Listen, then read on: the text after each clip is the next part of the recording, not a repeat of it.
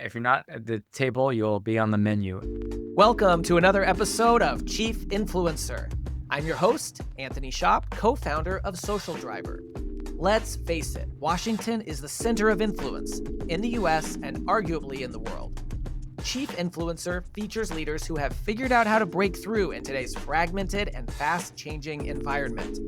Social Driver teamed up with the Communications Board and the George Washington University College of Professional Studies to recognize these incredible leaders as chief influencers and highlight how they inspire and influence others. I am thrilled to introduce today's guest, Evan Lowe. Evan is president and CEO of the LGBTQ Victory Fund, the only national organization dedicated to electing openly LGBTQ leaders to public office at every level of government. Before we dive in, here are a few things that I think you should know about today's guest. First, Evan is a trailblazer in government and advocacy. He spent a decade in the California State Assembly representing Silicon Valley communities like Cupertino and San Jose. His leadership advanced landmark efforts for marriage equality, LGBTQ rights, and economic justice, earning him multiple Legislator of the Year awards and even a proclamation of Evan Lowe Day from then San Francisco Mayor Gavin Newsom. That is so cool. Second, Evan's rise through public service is rooted in authenticity and in resilience. He was first endorsed by the Victory Fund at age 20. Lost that first race, but came back to win at 23, becoming the youngest openly LGBTQ mayor in the nation and the first Asian American elected to the Campbell City Council. And third, Evan is now shaping the future of LGBTQ representation nationwide. After a hard-fought 2024 congressional campaign, he stepped into national leadership at Victory Fund and Victory Institute with a bold mission to accelerate LGBTQ representation so our democracy truly reflects the 9.3% of Americans who identify as LGBTQ+. His work is fueled by a belief that our voices should not just be included, but impossible to ignore. Evan, you have been called many things, from a pioneering mayor, a fearless legislator, a rising national leader, and now chief executive of the Victory Fund and Institute. Well, today we're proud to call you a chief influencer. Welcome. So great to be with you, Anthony. Thank you very much. Well, I'm really excited to dive in today, and I have to say, it must feel a bit like you've come full circle. You were first endorsed by the Victory Fund as a young candidate, and now you lead this organization. What does that journey mean to you? And how does your history with Victory shape your approach to influencing its future? Yeah, well, first off, just thank you so very much for the time to have conversation, especially right now in which we are attempting to figure out how to best foster the best of what our country has to offer in democracy. It's these type of conversations, not waiting for someone else to do it. But as you mentioned, I am a product of the Victory Fund, going back to my early 20s and running for office, not knowing what it was like to be someone who is LGBTQ+. I was not out then, but it was an organization like the Victory Fund to provide the opportunities to catch me when I fall, to provide me a sense of purpose and direction of what does it take to run for office, how to be authentic when perhaps even just as an individual, I was not honest and truthful with myself. And how do you go through that process? And so I'm dedicated to, of course, advancing the work of the LGBTQ Victory Fund and helping to ensure as much representation as possible in elected and appointed office within the LGBT community. And it must be so inspirational for the candidates that are maybe just first running for office that meet you, whether it's through a training or through some other event, and when they hear your story and, they get to hear about those battle scars and how they shaped you and led you to victory. To lead to victory, but also how to dust yourself off after those failures, how to learn from those failures, that the upward trajectory of a political career isn't always linear, but how do we acknowledge and reflect the importance of representation, resiliency, the current climate as it takes a personal toll that I know that we're all very aware of and conscious of, and yet answering that call for service, which is to say that our democracy is stronger when we as an electorate have more to choose from, and competition is good. And so that is what our mission is. And that's why I'm so passionate and excited about not only being a product of the Victory Fund, but also paying it forward for generations to come. Yeah. Well, that's awesome. I had the honor of being at one of your big events, the brunch this past spring, and you certainly energized the room with your message, your story, your delivery. I think one of the things that jumps out at so many of us is that persistence is really a core theme for your career and for your life. I want to ask, what keeps you moving forward when the obstacles feel really overwhelming? And how do you motivate members of your team and the victory community who get knocked down to get back up like you did? Yeah, well, the experiences that you just reflected of also being at some of our in-person events reflects also the moment we're in, which is that of allyship, that the fight for social justice and equality cannot be accomplished and achieved without the allyship of so many. And we saw that with Governor Westmore, who was one of our keynote speakers as well at that event, and also highlighted someone by the name of Congresswoman Sarah McBride, a former Victory Fund intern. If you invest in Victory, you'll get a Congresswoman McBride, a history maker in her own right, as the first trans person to be elected to Congress, advocating for the kitchen table issues in her district in Delaware. But in answering your question, what it keeps us motivated, and for staff too, is that we are mission critical in an environment in which oftentimes one could perceive that we are being legislated out of existence because of significant misinformation. It then requires us to acknowledge that there might be some misinformation and to try to appeal to the best of the grace and the love of fellow Americans. But then it requires us to lean in and to perhaps go into spaces where we might feel vulnerable, meeting individuals where they are, having a chance to build commonality and build camaraderie with our fellow Americans, and saying, here's who we are as LGBTQ plus Americans.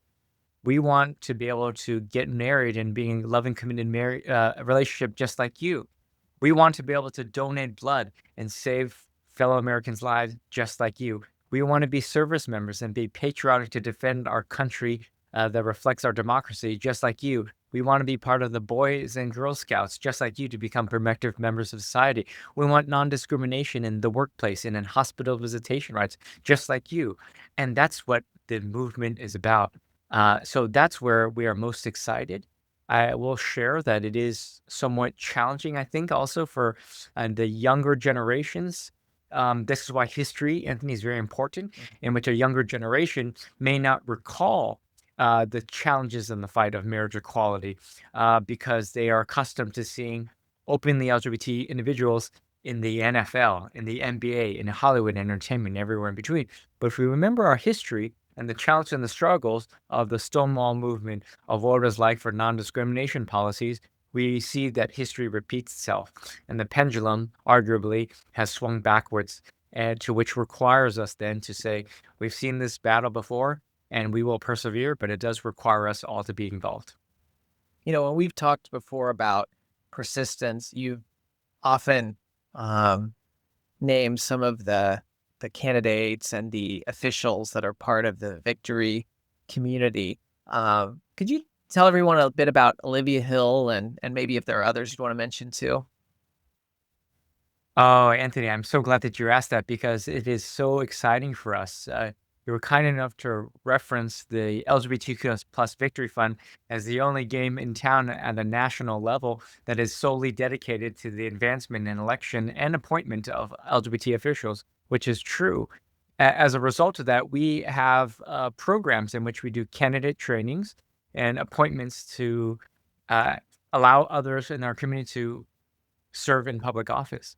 In our 4-day candidate trainings throughout the country, we have a number of graduates. And what you just referenced is a graduate of ours by the name of Olivia Hill, the first and only trans person to be elected in the state of Tennessee. Now, of course, in the state of Tennessee, there is a law on the books that criminalizes the existence of trans individuals, which is that it makes it a misdemeanor to dress opposite the sex that you're assigned at birth. And yet, Olivia Hill, trans council person in Nashville, is very open and authentic and says that there's not a day that goes by that to which she would be arrested or that law would be implemented. On the flip side of that, should Olivia, for example, comply with the law and walk around the streets of Nashville topless, you can imagine the complaints that you may hear. So only someone like Olivia can talk to these issues. But aside from those issues, Olivia is an engineer, a veteran in the Gulf War, and is passionate about infrastructure. And what is most exciting is that she is dedicated to advancing the betterment of her community on the basic quality of life issues that she has. But again, that's in Tennessee, in which can be perceived as challenging to survive, to thrive, and live in these communities. But if you invest in Victory, you'll get an Olivia Hill in Tennessee. If you invest in Victory, you'll get a Danica Rome, state senator in Virginia, also part of our programs. You'll get a Zoe Zephyr, state legislator in Montana. You'll get an Amy Wickendall, state legislator in Iowa. Again, all red states, all incredibly capable, talented, history-making state legislators in red states. Now, why? And especially in this environment, we are hearing that members of the trans community are seen as a political liability, when quite the contrary, we are dedicated to the Victory Fund and demonstrating the best of what our community has to offer, short-term and long-term, so that we can help ensure that everyday Americans can see the value that we bring. That's great. And for our listeners who haven't heard this episode, we interviewed Danica Rome, a state delegate in Virginia, who after the interview became a state senator. And she shared a really fun anecdote about her heavy metal background and what she learned at a Metallica concert that inspired how she shows up as a public servant. So definitely worth checking out that episode. You talked about, Olivia Hill being in Tennessee and that sort of unique situation because of the policy environment in Tennessee. You and I have spoken before about meeting people where they are, even those who might be ideologically opposed. I wonder if you could walk us through an example of this from your own career as a public servant. Sure. Well, again, I think if we think about progress on similar issues, how do we as a country make significant progress on the issue of marriage equality, for example? Those that are of retirement age recall that they would have never fathomed in their lifetimes achieving marriage equality and the progress that we've made. And what were some of the key factors of that? You saw greater visibility. I mean, key moments in American history that I remember, and you're kind enough to ask me from the experiences. I remember on People magazine, Ellen DeGeneres, openly gay. I remember Lance Bass from NSYNC, openly gay. NBA players, NFL players. I mean, you see that there was a comfortability and that this transcended party affiliation. You saw Republicans coming out, log cabin Republicans talking about these issues. And so seeing that visibility is important, which is then why I'm so dedicated to this work, which is helping to show the best of what America has to offer. And I'm dead set on that phrasing because visibility is important. Yes, I am openly LGBT. I'm also openly Asian. But I am so much more than that. And when we think about running for office, we are running to best the community, to advocate for the betterment of our community on, again, basic fundamental quality of life issues. When I was running for city council, it was to help make sure that our streets were clean, safe, drinkable water, affordable housing. Same thing in the state of California on basic issues. And so those experiences, I think, help shape that. And I'll share with you that even on issues that might be third rail issues, on the issues of equality, I found myself meeting with leaders in the evangelical community, elders in the Mormon church, to be able to find commonality on issues like marriage equality. And as a result, we were able to find common ground to which many were in support or remain neutral, not in opposition. That's seen as a win to a number of the different proposals because it did require uh, us to get outside of our comfort zones and to find understanding and commonality. So again, I hope that we can build off of some of those experiences and trying to find commonality where possible.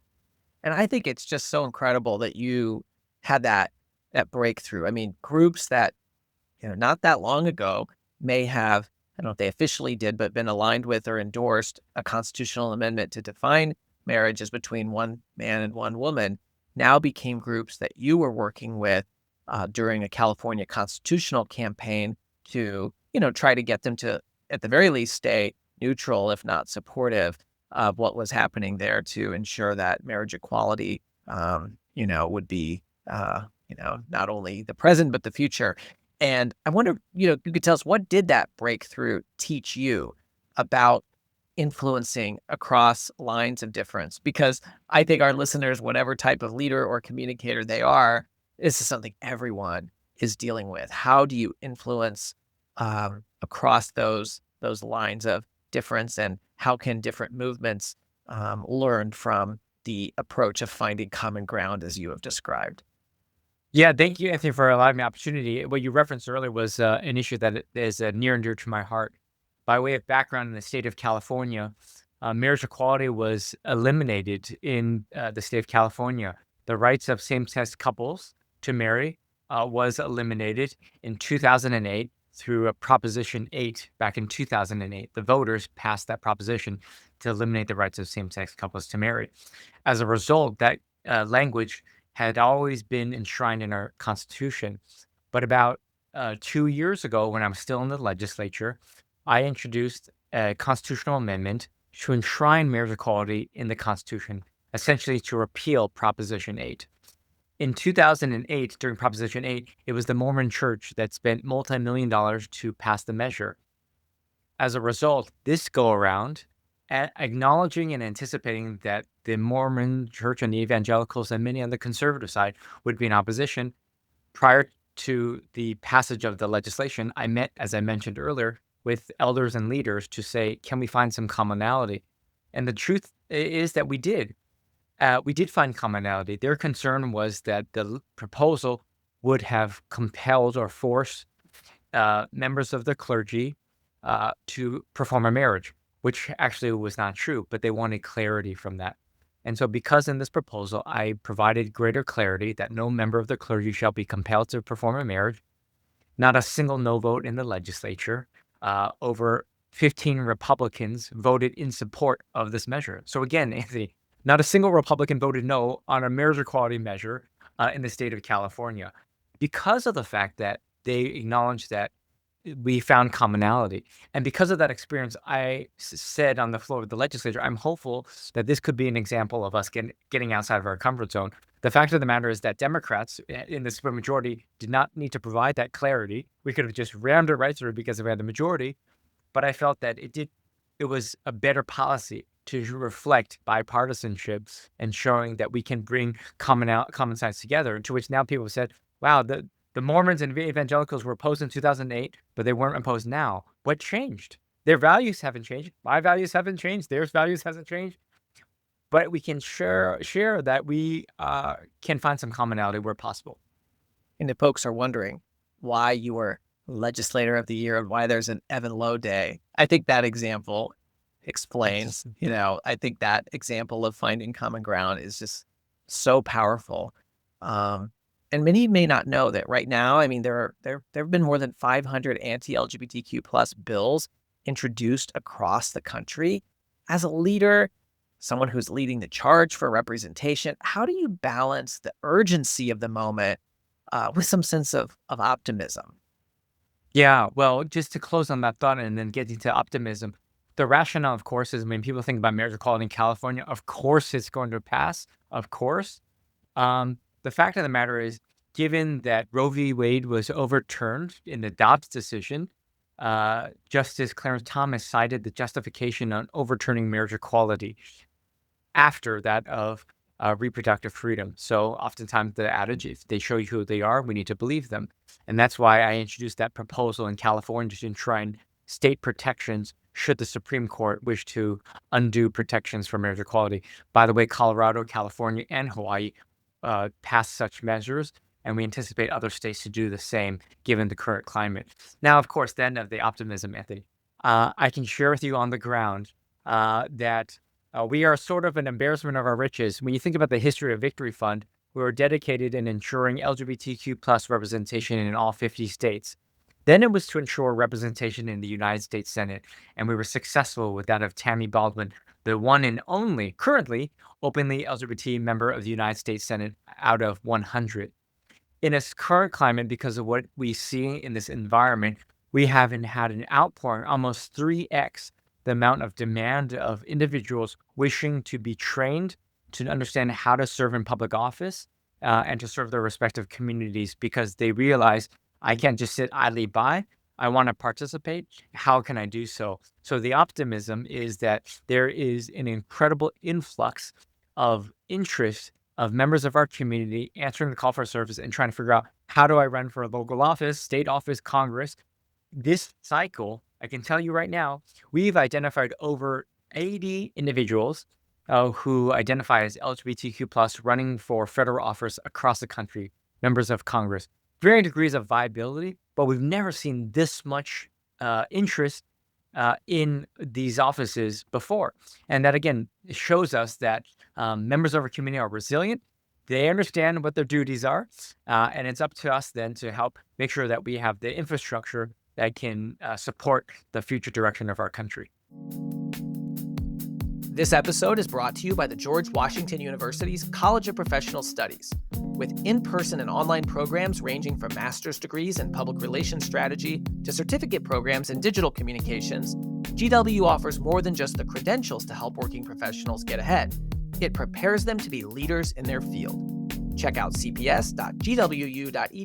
for more information. That's amazing. And, the Victory Fund obviously endorses candidates as part of its work, but through the Victory Institute, you cultivate a network and you provide training, as you've described, to build that pipeline with candidates and leaders. What does that look like behind the scenes? How do you identify and support rising stars so that they are ready, as you described? Well, we are nearly focused on representation in elected and appointed office. We are nonpartisan, and we are very much focused on that. So we seek out representation from independents, Republicans, declined states, Green Party, Democratic Party, whatever the party affiliation might be, because it's about representation. And so the behind the scenes is exactly that. How to best acknowledge and provide an opportunity, oftentimes turning on that light bulb. Many individuals may not have thought of themselves as a public servant or that the word politics is dirty and they don't want to do that. When, of course, through our training programs, you'll find out that much of it is very localized. This is not politics in the pure sense of partisanship, but the vast majority of issues are about everyday issues of education, quality of life issues that I think everyday people have an opinion on. And so we go into red states, we go into rural communities, we go into urban communities and trying to find individuals from those communities to serve as well, to follow in the pipeline of service, understanding where we have been, where we are, and where we're going. We often hear that phrase, all politics is local. And I know your trainings really focus on that local aspect because this is where folks start. Anything you might share that lessons from these trainings, maybe something that you took away as a young person that is still a lesson that your candidates learn today? Well, we're so excited. We just completed an historic candidate training last week, in which we had nearly 70 individuals graduate from this program. What's great to know about this program is this: before the 4 days and after the 4 days, a great amount of passion, energy before the training, and arguably for many, amplified energy. But also telling Anthony, many say, I'm glad I did the training. public office isn't for me, but now I have a deeper appreciation for my public elected officials, for those who are serving, and maybe I won't demonize them. Maybe I won't draw to the lowest common denominator. Maybe I should give them benefit of the doubt. Maybe I should have an open conversation with them that their decisions are based on a wide variety of things. And now I have an understanding. Or maybe it's such that I have a deeper appreciation for the public servant, that they are a loving parent, that they have children in my schools too, and that this is the decision that they make come from a wide variety of different factors. And so I think that's important for us to have a greater understanding of how democracy works, what it takes to get elected into office, versus that of uh, the negativity that you may hear that there's an ulterior motive or it's simply about power or they're running for office for money. But in this training, we actually talk about this and we have other mayors and school board members come speak. And when the question, for example, is about the basic day-to-day life of being elected official, well, how much do you get paid? And they said, well, actually, we don't get paid, or I get paid $150 a month. Wait a minute, I thought you were in this for the money. Oh, no, no, quite the contrary. Yeah. Oh, you don't have the weekends to yourselves? And how do we balance out the issues of my spouse and significant other? Wow, I didn't know what it takes. I just thought what I saw on TV, you're in it for the glory and you're in it for, when in quite the contrary, 99% of our public officials are absolutely dedicated public servants. And I think it's just so important that for those who want to run right now, for those who might say not right now, maybe in the future, and then for those who decide not to do it, people just understand what public service is all about and what it takes. And, just what you described. I also just want to tell our listeners along this lines, we had a great interview with Clarence Anthony from the National League of Cities about how all influence is local, just like how we said all politics is local. And it's a great listen along the lines of this conversation that we're having right now. I want to switch gears, Evan, and talk about the power of a personal brand. We're seeing a lot of leaders embrace their personal brand. It's a powerful tool for influence and for advocacy, both inside their organizations and on the outside. And at the same time, some leaders say, oh, this seems a little icky because I don't want to be self-promotional. Uh, of course, for those running for office, their name recognition, their personal brand is very powerful. So we see a lot of innovation happening, I would say, in activity with those in your sphere. I wondered if you could tell us how you approach your own personal visibility and what advice you give to candidates and other organizational leaders that are navigating that same tension in today's, digital, always on social media era where we certainly can't avoid it. This is a very important and meaningful question. And I answer this by thinking also about the evolution of the relationship between that of our elected officials and the public and our constituencies. So that when I served 2 decades ago in local office, yeah, Anthony, we'd have a reporter that would come to every city council meeting. When I served in the legislature, I've served for about a decade. When I first started towards the end, we had a desk of print journalists and reporters all the way in the back of the chambers, filled, robust, not enough chairs. Fast forward towards the end of my tenure, it was almost empty, completely empty. The cyclical nature and the cycle of journalism and print and how people absorb the information, the evolution and the unfortunate realities of the economics of print, that there wasn't as much focus on state or holding government accountable, and that of the advent of social media. So thereby not having the relationship between that of the print reporter to get your news out, but members of the public now on social media. So you are your own PR person. You cannot simply rely on print or a journalist to be a reporter for you. So you're essentially telling your own story. And that is also a different skill set that for many who serve in public office, and this is what we talk about in our canon training, many are running because they and we are policy wonks, that we're doing it for the policy. But to effectuate and getting the public support for policies, you also need public support. And so how do you make sure you blend and mirror that of the partnership between that of getting the public support, showing what you're doing, and then also getting the buy-in and the visibility? Because it's a ever competing market for eyeballs on what you're doing. And yeah, talking about getting a street sign or a speed bump in your local neighborhood is not a sexy topic. What is sexy is you say something very outlandish or with red meat, and then you get covered. Unfortunately, the incentives have also changed significantly. So the question that you've asked is an important one and is very nuanced with many different aspects of it in terms of branding and how you best reflect the importance of what you care about. And so it is very complicated. But again, it does require great intention and thinking about the policy, what policies you want to pass, the politics of it, and then how to disseminate the information to the best extent possible. You can be doing a good job about just regurgitating. I'm going to give you a recap on my council meeting or what happened at the state. That might not be as compelling and as digestible if you do a 10-second video clip that does require a little bit of creativity. So it's an evolution and ever evolving to which we tell many of our candidates, elected officials, to meet their constituencies where they are. Personally, for you, did you find the ability to interact with constituents through, direct messages and comments and the type of thing that you can use social media for outside of in-person meetings? Was that helpful for you to have a finger on the pulse of what your constituents wanted? Yes, it's certainly so.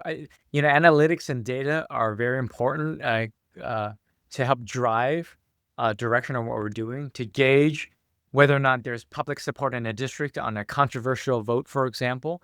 But being proactive, I think, is important so that constituents don't just hear from you when there's an election and you get the mailers or text messages because there's lots of competing bandwidth for these issues, but how to be as omnipresent as possible through your town halls and otherwise, and being that much more accessible. Yeah, that's great.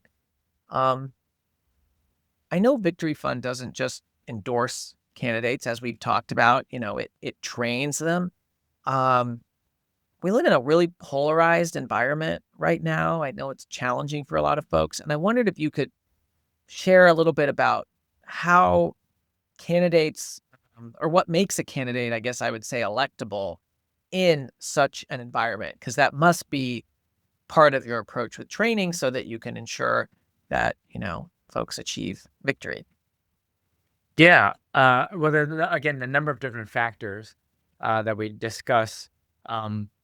Number one, of course, it's the type of integrity that we hope that our candidates reflect to then get to that of policy decision making. Is there a grasp and understanding of their respective communities on what are the most compelling issues that people care about to reflect that? And then, of course, in the mechanics of a campaign, requires that of does the person have the network and resources to get their message out? The skill sets of being a successful candidate is very different from the skill sets of governing. And again, I want to make that very clear. Running for office is one thing and being successful to get elected. But then to be a successful and a productive and meaningful public servant also requires a different skill set. And so we do share in our candidate campaign trainings the distinctions, the overlap, similarities, and commonalities, but also the differences of how to be a successful candidate for public office. And once you do get elected, how to be successful in terms of governance. Yeah, that's so important. I mean, I think that we all maybe have felt some frustrations with certain public servants, elected and appointed officials, and thinking, man, we wished maybe that they had more training about governing, because you get elected, that's one thing, and the skill set to get elected is one thing, but what do we all want? We want folks, whether we agree with everything they think or not, to be able to effectively govern in this environment. And what you all are doing, providing that training, not just how to run and be successful, but also what are the things you need to know to govern. It's so important. It'd be great if we had even more folks in the world going through that. But the fact that you have record demand and record numbers right now is really optimism. It makes us optimistic, I guess I would say. And I can certainly, despite the challenges, feel that you also share that optimism, don't you? Yes. Well, Anthony, just remember this for history buffs. Where were we 20 years ago with respect to LGBTQ plus representation? Where are we today? And then where will we be into the future? And if you think about it, again, when I was back on the board of the Victory Fund, in terms of representation in the United States Senate, accomplished and achieved. This next cycle, we have two sitting members of Congress, Andrew Craig and Chris Pappas, both running for United States Senate for a potential of 2 additional United States senators. Currently, we have 3 sitting governors in respective states of Oregon, Colorado, and Massachusetts. We have big city mayors in San Antonio, Texas, or San Diego, California. And if you think about the past 2 administrations, we've had the privilege of having LGBTQ plus representation in our transportation secretary and Pete Buttigieg. And in this administration, we acknowledge the representation of Scott Bessent, the Treasury Secretary as well. So LGBTQ plus representation transcends partisanship. And again, we are dedicated on building power for the LGBTQ plus community. And for folks who might hear all that and think, wow, I wish there were a place that I could go see all that in one place, you have that. And of course, I'm fortunate that our wonderful colleagues here at Social Driver partnered with your team to bring that to life at outforamerica.org. And it's a great interactive map where they can see all of the openly elected LGBTQ plus folks across the country, and you can filter and look at your own state. And what I often hear from folks who take a look at that map is their first instinct, and I think this was sort of by design with what your team wanted, is, wow, I didn't realize that there was representation across this entire country like there is, even some states that you might not expect. But there's also a number on the side that shows the current percentage of representation compared to the population. And so your immediate sense of joy and surprise about the representation and how broad it is then countered by realizing, oh, but the representation is really not where it should be from a population standpoint. And then you can look and see all of that. So I had to bring that up since my friends here at Social Driver partnered with your team to bring that to life. And it's a resource I want folks to know about because I just think it's a really cool way to interact with the data, but also with those individual names of the people who you mentioned. You know, Anthony, to that point, the adage, you cannot be what you cannot see. And our hope and our goal and our vision is to show for generations to come that it is absolutely possible. We have members serving, and you can do so as well, too. Sounds like one sort of theme we've talked about a little bit here, Evan, and kind of pulling up what you just said is visibility is a really important element of influence. Is that right? And if so, could you say a little bit more about that? Yeah, well, again, we believe that it'll be harder to legislate us out of existence when we are present, when we're at the table. If you're not at the table, you'll be on the menu. And so we believe very firmly in that, which is to say that we want to not only be in positions to effectuate policy changes for the betterment of everyday Americans, but we also hope to inspire generations to come. That's how we feel very strongly about the trajectory on marriage equality, that this wasn't far-fetched and that people were familiar and aware and engaged with us in your local communities. And that's why we, again, hope to be in your city councils and your school boards and passing policies that help uplift the day-to-day lives of everyday people. And as we close out this conversation today, Evan, just so grateful for your time and hearing these wonderful lessons. But I mean, look, you've worn many hats. You've been called a fearless legislator, a strategic coalition builder, and now a national executive and movement leader. Can you tell us, how do you define influence today, and how has your definition evolved over time? I'd say that you hit on a number of the key questions earlier, which is that one of the things that stand out in my mind. You talked about branding, you talked about communication, how to brand and or communicate what you are doing in helping to create awareness, understanding, and confidence in your ability, thereby being a thought leader a policy leader in a certain area to have gravitas, to then hope to build the trust of the electorate, thereby saying that when you speak on an issue, people will trust you. They may not agree with you on every single issue. I certainly know that my mother doesn't agree with me on every single issue, but there's a sense of trust and acknowledgement of what you do. And so, to that point, the influence is that of utilizing the political will that has been built over a period of time to then draw upon that to then push on a key policy measure, a key agenda to advance all the way through. But again, does require the type of trust and support that does take time to build. And I don't know anyone whose mother agrees with them on every issue. So I think we all have that in common, whatever side of the aisle we're on. This was such a great conversation today, Evan. And I think when we think about the political environment and the polarized environment that we all live in today, there were just really important lessons that whether someone's, part of your movement and politics or leading or communicating in another field or industry, there's a lot of lessons that we can take away.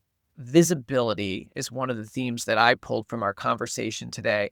And obviously it's so salient when it comes to representation in the LGBTQ plus community, but having that visibility, if you're not at the table, you're on the menu, you have to show up, but you have to do that authentically. And we talked about your personal brand and how you can make sure to communicate that way with constituents. You shared a really powerful example of how you turned folks who had been, really opposed to an issue related to the constitutional amendment in California to come along with you. And like you said, your values didn't change, their values didn't change, but you were able to find common ground. And I think finding common ground is something that we're all trying to figure out how to do today inside our organizations, outside with our partners. And you certainly have done that through your incredible full circle career, starting out as a candidate that received support from you were trained by the Victory Fund, and now you're leading the Victory Fund and the Victory Institute as they provide record training, record success that can be seen at the outforamerica.org map.